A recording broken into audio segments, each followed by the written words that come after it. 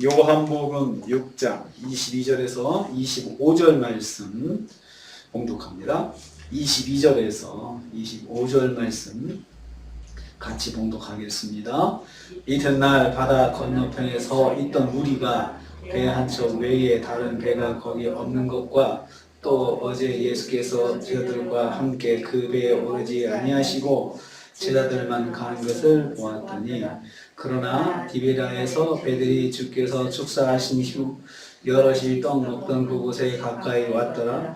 무리가 거기서 예수도 안 계시고 제자들도 없음을 보고 곧 배를 타고 예수를 찾으러 가버나움으로 가서 랍비여 언제 여기 오셨나이까 하니. 아멘. 아멘.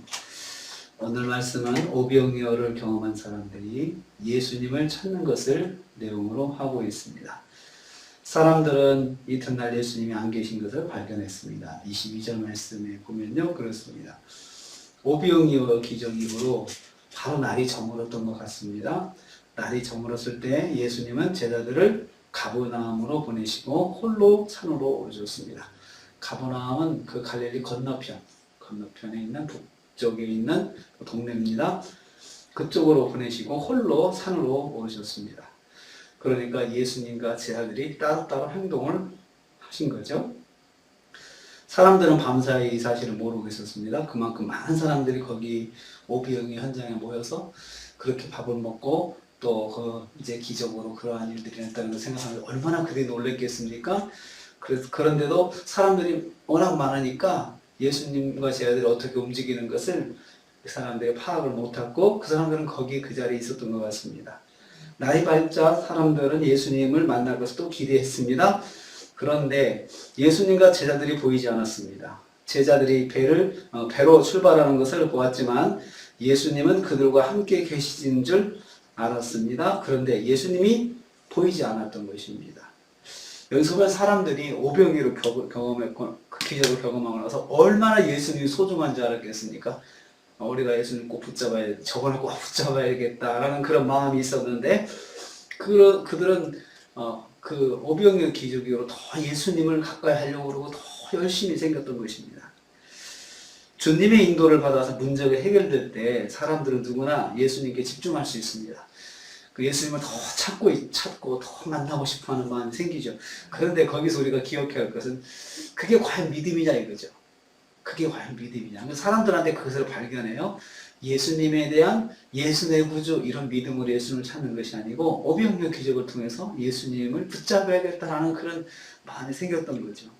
사람들이 작은 배를 타고 사람들이 오병이어 현장으로 들어왔습니다. 23절 말씀 보면요. 또 여러 사람들이 축사하신 여러 사람들이 떡 먹던 곳으로 가까이 왔다. 소문이 난 거예요. 그러니까 사람들이 배를 타고 건너편에 있는 사람들도 벌써 소문이 밤새 쫙 난 거죠. 그래가지고 이제 그 사람들이 배를 타고 예수님께서 오병이어 100% 현장으로 막 들어오는 것을 말씀하고 있습니다. 오병이어의 소문이 밤사이 갈릴리 일대에 퍼졌던 것입니다. 소식을 들은 사람들은 예수님을 만나러 작은 배를 타고 이른 아침부터 디베리아로 모여들었습니다. 예수님의 오병이어 기적으로 먹은 것을 들었기 때문입니다. 그렇게 먹이셨으니 아침밥 먹고 올 필요가 없잖아요. 왜냐면 가면 또 줄 거라 생각을 하니까 저분을 찾아갈 도시락도 필요가 없어. 그냥 가면 돼 라고 생각을 하고 무조건 부담 없이 예수님을 찾아온 것입니다. 예수님이 오병이어 기적으로 먹은 것을 들었기 때문입니다. 아침을 먹을 필요도 없이 주님을 찾아올 수 있었을 것입니다. 기적은 사람들을 불러 모읍니다. 기적 자체만으로도 많은 사람들을 주님 앞으로 나오게 할 수 있습니다. 그러나 주님은 그들을 믿기 위해 모인 것이 아닙니다. 그들은 주님을 믿기 위해서 모인 것은 아니었습니다. 기적을 경험하기 위해서 모인 것입니다. 예수님이 기적을 경험하고자 모이는 것과 믿음으로 모이는 것은 차원이 다릅니다. 세 번째로 사람들은 당황하여 예수님을 찾으며 뒤를 쫓았습니다. 예수님께서 안 계신 겁니다. 예수님의 부재를 확인한 사람들은 다시 배를 타고 예수님이 가셨을 것 같아 추정되는 가버나움으로 사람들이 출발을 했습니다. 그런데 가는 길에 혹시나 예수님이 계시지 않은지 해변가를 샅샅이 바라보면서 사람들이 건너가기 시작했습니다. 그들은 예수님을 반드시 찾겠다는 마음으로 그 갈릴리를 건너가면서 이제 해변 주변을 사실 보고 있습니다. 갈릴리 가보면, 그렇게 가보면 이게 굉장히 언덕이 높은 언덕 밑에 호수가 있어요. 그래서 이렇게 언덕에서 보면은 사방이 다 보입니다. 그리고 이게 호수 밑에 있기 때문에, 그 땅 밑에 아래쪽에 있기 때문에 굉장히 큰데도 한눈에 보이기도 하고 건너편이 보이기도 하고, 배 타고 들어가면 저쪽에 뭐가 있는지 사람들이 움직이는 것들이 보이기 시작해요. 그러니까 사람들이 가면서 예수님이 있는 곳마다 사람들이 모여드니까, 모여든 쪽이 어디에 사람들이 모여있나 막 찾으면서 가버나움 쪽으로 가고 있는 것입니다.